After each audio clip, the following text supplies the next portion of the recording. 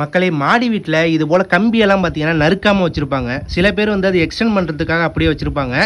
நிறைய பேர் பார்த்தீங்கன்னா அதை அப்படியே விட்டுருவாங்க. அது மாதிரி விடக்கூடாது. இந்த மாதிரி நம்ம நறுக்காமல் இப்படியே வச்சுருந்தோம்னா மழை நேரத்தில் மழை பெய்யும் போது பார்த்தீங்கன்னா இந்த தண்ணி வந்து ஈஸியாக இது வழியால் அப்படியே இறங்கி உள்ளே இறங்கிடுங்க. கம்பி எல்லாம் துருப்பிடிச்சிரும். இது போல் நிறைய பேருக்கு நடந்திருக்கு. இதை வந்து இன்ஜினியர்லாம் என்ன சொல்கிறாங்க அப்படின்னா, நீங்கள் வந்து எக்ஸ்டெண்ட் பண்ணலைன்னா கண்டிப்பாக அதை நறுக்கி விட்ருங்க. எக்ஸ்டெண்ட் பண்ணுற மாதிரி இருந்துச்சுன்னா அதில் வந்து நீங்கள் பெயிண்ட் பண்ணிவிட்டு மேலே வந்து பார்த்தீங்கன்னா நீங்கள் வந்து டீப்பை போட்டுருங்க அப்படின்னு சொல்கிறாங்க. அதுக்காக தான் இந்த பதிவு. நம்ம இந்த கம்பி அளவுக்கு நீங்கள் பிவிசி பைப்பை இது போல் நறுக்கி எடுத்துங்க. இது போல் பிவிசி பைப்பை இதை பாருங்கள், ஒன் சைடு பார்த்தீங்கன்னா இந்த மாதிரி டேப் அடிச்சிங்க, இன்னொரு சைடு அப்படியே எம்டியாக விட்ருங்க, அதில் சொருகிடலாம். இது போல் பிவிசி பைப்பெல்லாம் உங்களுக்கு ரொம்ப செலவாகாது. ஏன்னா இது மாதிரி பண்ணால் தான் நம்ம வந்து வீடை வந்து சேஃபாக வச்சுக்கலாம். அந்த கம்பியில் வந்து தண்ணி போகாமல் ஈஸியாக இருக்கும். பார்ப்போம் எப்படி போடுறது அப்படின்னு.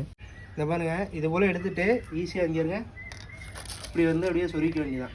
இதில் வந்து நம்ம வந்து மழை தண்ணி பட்டாலும் கீழே அப்படியே போயிடும், உள்ள கம்பியில் படாது. அதனால் ஈஸியாக இருக்கும். இது போல் எல்லாத்துலேயும் அழகாக அப்படியே வரிசையாக சொருகிட்டிங்கன்னா இந்த மாதிரி ஈஸியாக சொருகிடலாம். நம்ம கரெக்டாக அளவெடுத்து நறுக்கி சூப்பராகவே மாட்டியாச்சு. இது கண்டிப்பாக சேஃபாக இருக்கும். மறக்காமல் இந்த வீடியோ எல்லாருக்கும் ஷேர் பண்ணுங்கள்.